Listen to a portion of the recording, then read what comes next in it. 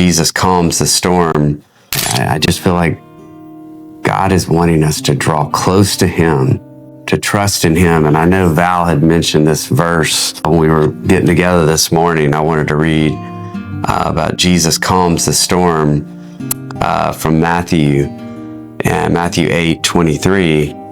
It says, "Then he got into the boat, and his disciples followed him. Suddenly, a furious storm came up on the lake, so that the waves swept over the boat, but Jesus was sleeping. The disciples went and woke him, saying, 'Lord, save us. We're going to drown.'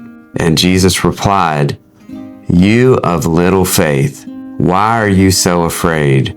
Then he got up and rebuked the winds and the waves, and it was completely calm."